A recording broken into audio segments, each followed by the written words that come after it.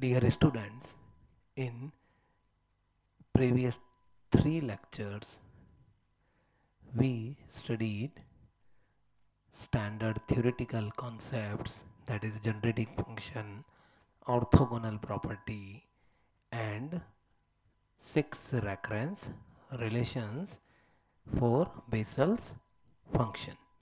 In today's lecture, we will discuss several standard problems based over Bessel's function. Question number 1 is given with three parts where we have to prove certain expressions for values of j minus half x, j plus half x, and then their combination. And it is the main motive of today's lecture.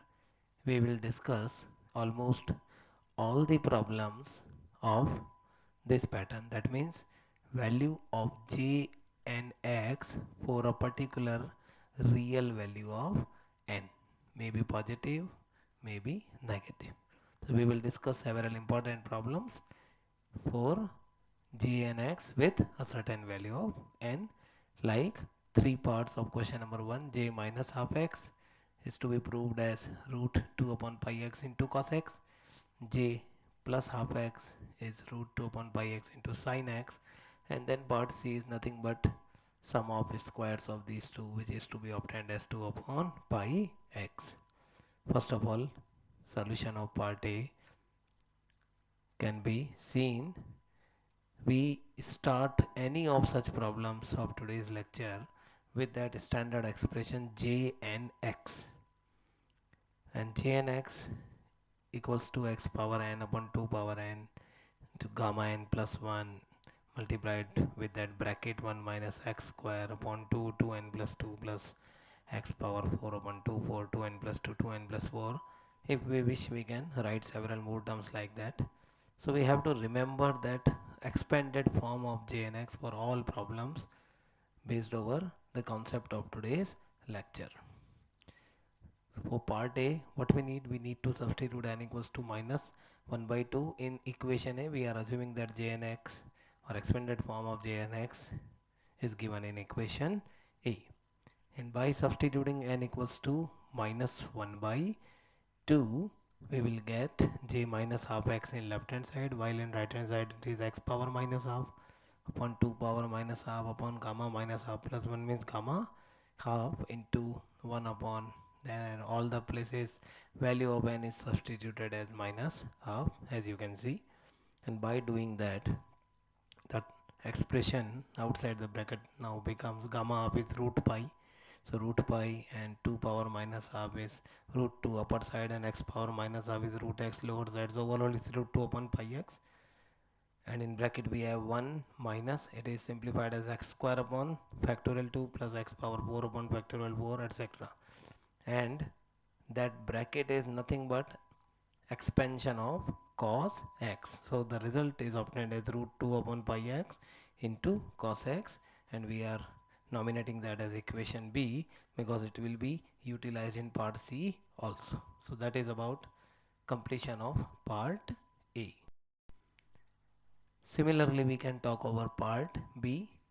Instead of n equals to minus half, now we are substituting n equals to plus half in that equation A of previous slide. Then it becomes j half x equals to x power plus half 2 power half upon gamma n plus 1 became gamma 3 by 2, and then value of n equals to half substituted everywhere in that bracket, and then after certain simplifications we obtain it is equals to root 2 upon pi x into that bracket, which is x minus x cube upon factorial 3 plus x 5 upon factorial 5, etc., which is nothing but expansion of sin x. So it is another simple derivation nominated as equation C, and completion of part B. And in part C, what we need j minus half x whole square plus j power j half x whole square. That means sum of squares of part A and B. So it's root 2 upon pi x cos x, right hand side of part A whole square, plus root 2 upon pi x sin x, right hand side of part B whole square, and it is simplified as 2 upon pi x taken as common into cos square x plus sin square x, which is 1. So it is nothing but 2 upon pi x, means right hand side or required right hand side of part C. So that is about a simple problem where we discussed values of j minus half x, j plus half x and their certain combination. Then question number 2, in which we have to talk over value of j 3 by 2 x, and it is multiplied with root pi x by 2, and finally the right hand side is to be obtained as 1 upon x sin x minus cos x. Now we start with same form of j and x which we utilized in all three parts of question number 1.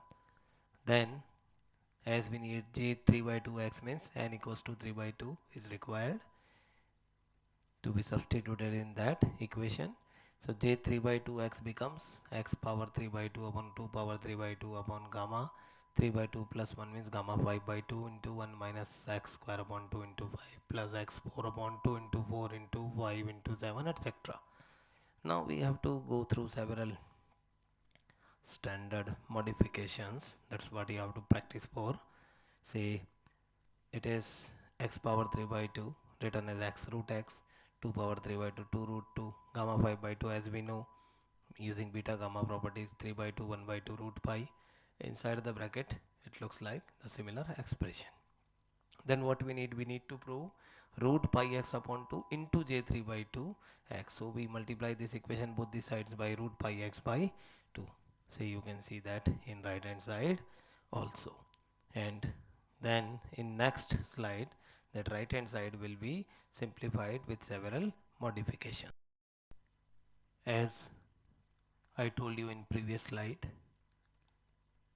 the expression is simplified as x square upon 3 outside and then similar kind of expression inside, and then we are having some standard modifications. As you can see there, it is multiplied and divided by 2 and 2, it is by 4 and 4, it is by 6 and 6, and by doing that it becomes 2x square upon factorial 3 minus 4x 4 upon factorial 5. So that is a step which you have to practice well for solving such problems. And 2 upon factorial 3, next step you can see is written as difference of 1 upon factorial 2 and 1 upon factorial 3 into that x square, minus 4 upon factorial 5 is written as difference of 1 upon factorial 4 and 1 upon factorial 5, then into x4, etc.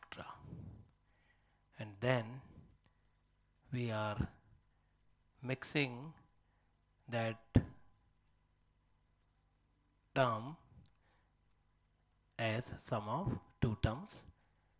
In first bracket we have all even natural numbers in factorials, factorial 2, factorial 4, factorial 6, etc., while in other we have odd natural numbers. Then we are adding and subtracting 1 in that expression. Minus 1 is mixed with that x square upon factorial 2 minus x4 upon factorial 4, and then plus 1 is mixed with that other expression, other bracket, and then negative is taken as common from that first bracket. Why we are doing this all? Just to get that right hand side, because after taking negative, that bracket is nothing but expansion of cos x, so it is minus cos x, plus 1 upon x is taken as common from other bracket, and then after the expansion in that bracket is looking like expansion of sin x. So that is about the required result. So that is about completion of question number 2. Now question number 3 is again based over say j half 2x. Now a certain integral 0 to pi by 2 root pi x into j half 2x dx equals to 1 is to be proved from our side, and we start with that left hand side obviously, and in place of j half 2x I'm writing j half x, using that j half x equals to root 2 upon pi x sin x. J half 2x is written as, in place of x we have 2x, so root 2 upon pi into 2x, and in place of sin x we have sin 2x.